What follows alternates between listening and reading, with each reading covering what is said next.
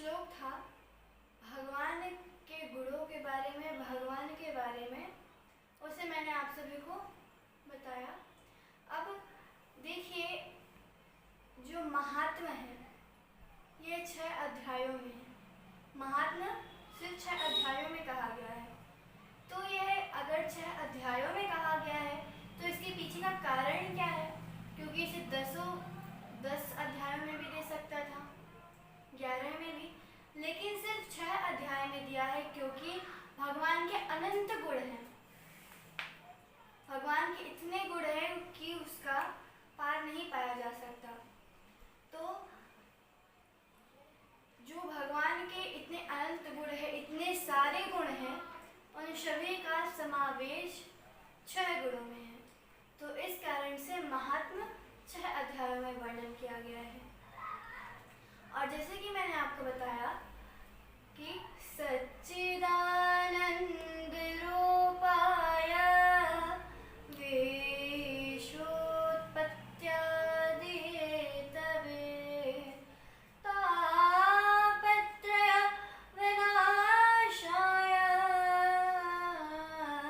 श्रीकृष्णाय वयं नुमः। तो देखिए, मैंने आपको बताया था कि जो त्रिताप है वह तभी नष्ट होते हैं जब भगवान हमारे अनुकूल हो जाते हैं। तो भगवान हमारे अनुकूल होते किस प्रकार से हैं? देखिए, भगवान हमारे अनुकूल तब होते हैं जब उनकी प्रेम दृष्टि हम पर पड़ती है। क्योंकि देखिए, जो रामायण में मानस में गोस्वामी पाद जी ने भी लिखा है, तुलसीदास जी ने लिखा है, जो केवट है जब भगवान श्री राम को गंगा पार करनी थी तब वह नाव नहीं लाता। तो उसकी उद्दृष्टता देखकर जो माँ लक्ष्मी होती यानी माता सीता, वह बोलती हैं कि अब आप इसे दंड दीजिए क्योंकि बहुत हो गया, तो कितना बोले फिर भी ना माने। तो माता सीता बोलती हैं कि अब इन्हें दंड दीजिए।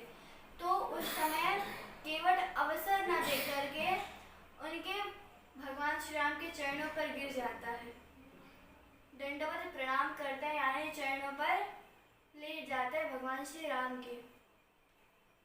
तो जब माता लक्ष्मी बोलती है माता सीता, तभी वह दंडवत प्रणाम करते उनके चरणों पर गिर जाते हैं। तो भगवान की जो प्रेम दृष्टि है उन पर पड़ती है और भगवान दंड नहीं देते। तो इसी प्रकार जब हम भगवान के चरणों में गिर जाते हैं तब हम भगवान को दंडवत प्रणाम करते हैं।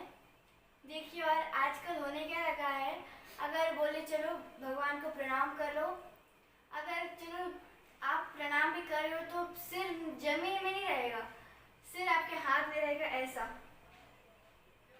तो आपको अपना सिर जमीन पे रखना है, ना कि हाथ पे। तुम्हारा सिर कभी भी नीचे ही ना हो, यही चाहते हो, आपका सिर कभी नीचे ही ना हो। लेकिन हाथ में नहीं, नीचे रखो और हाथ को भी जमीन पे रखो। ऐसा नहीं कि हाथ के ऊपर सिर रख लिया, इसे दंडवत प्रणाम नहीं कहा जाता। और दंडवत प्रणाम करने से भगवान की प्रेम दृष्टि बनती है, लेकिन कहना ये भी पड़ता है कि भगवान मैं आपका हूँ, मैं आपकी हूँ, आप मेरे हो। और ऐसा भी कहो भगवान कि आप मेरे थे, अभी भी हो, और आप आगे भी मेरे ही रहोगे, और मैं तो थी, हूँ और रहूँगी। ऐसा सदा बोला किया करो। आप लोग बोलते नहीं ना। हाँ, एक बात है, अगर आप लोग जाओगे मंदिर में तो ऐसा नहीं कहोगे भगवान मैं आपका था, आपकी हूँ, आपकी रहूँगी, ऐसा कभी नहीं कहोगे। हाँ, ऐसा ज़रूर कहोगे कि ये भगवान धन की बहुत कमी, धन दिला रहे हैं, हमारा व्यापार अच्छे से नहीं चल रहा, हमारे व्यापार को बढ़ा देना। भगवान को क्या लगता है, मेरे द्वार पे आए, घर में तो ना सही, मेरे द्वार पर आए भी तो मेरे से मिलने नहीं आए, मुझसे मिलने नहीं आए, ये तो मंगने आए हैं। भगवान के द्वार पर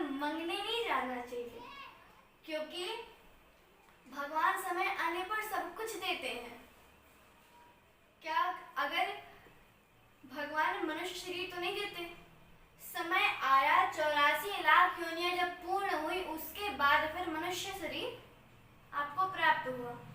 तो ऐसा तो नहीं है कि आपने किसी भी योनि में मांगा होगा तो भगवान ने दिया। तो समय आने पर मनुष्य का यह देह मिल जाता है। तो उसी प्रकार जैसे कि आपको अपने जीवन काल में किसी भी चीज की जरूरत है, तो वह सब आप समय पे छोड़ दीजिए, वह आप भगवान के ऊपर छोड़ो।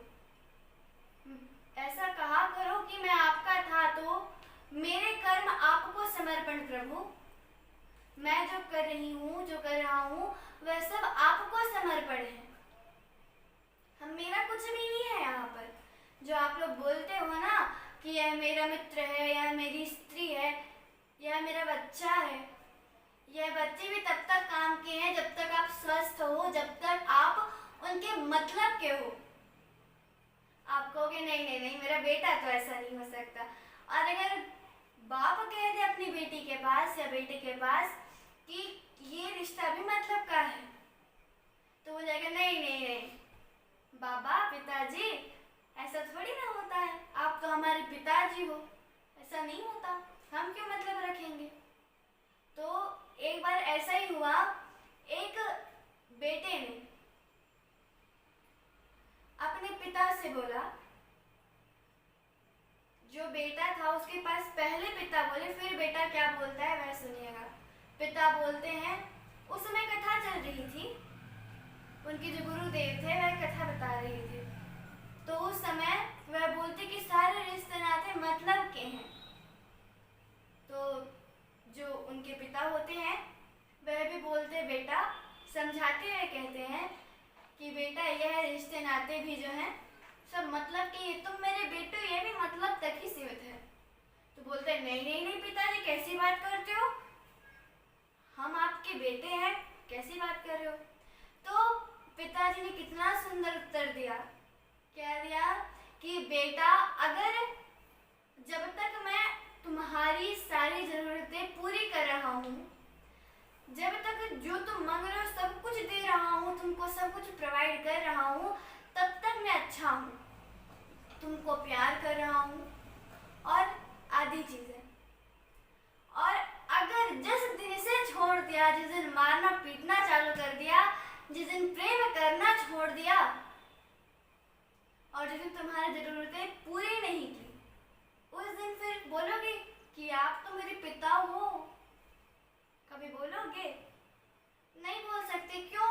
क्योंकि यह रिश्ता भी तब तक ही सीमित है जब तक मतलब बीच में है। तो ये संसारी जीवों से रिश्ते रखने में बस मतलब ही जुड़ा हुआ है। यहाँ पर मतलब है। और अगर जो हृदय भगवान देते हैं ना, यह होता है कि तुम मुझसे दिल लगा लेना मेरे प्यारे, ऐसा बोल के भेजते हैं। वह बोलते हैं तुमने कितने कष्ट सहे मेरे पुत्र, बहुत प्यार से बोलते हैं, क्योंकि हम सब उनके ही पुत्र हैं, उनकी ही पुत्रियां हैं, उन्हीं के पुत्र हैं। तो कहते तुम मेरे बेटे हो, मैं तुम्हें तकलीफ में नहीं देख सकता, तुमने इतने सारे कष्ट भोगे, अब भेज रहा हूँ, इस बार तो कुछ पुण्य कमा के ले आना। और आप जाते हो, फिर यहाँ तो सब कुछ भूल जाते हो, फिर वही लग जाता है आपका। फिर भी भगवान स्वार्थी नहीं होते। भगवान बोलते हैं कि जा बेटा तो कुछ भी कर, वह उस समय मतलब नहीं होता।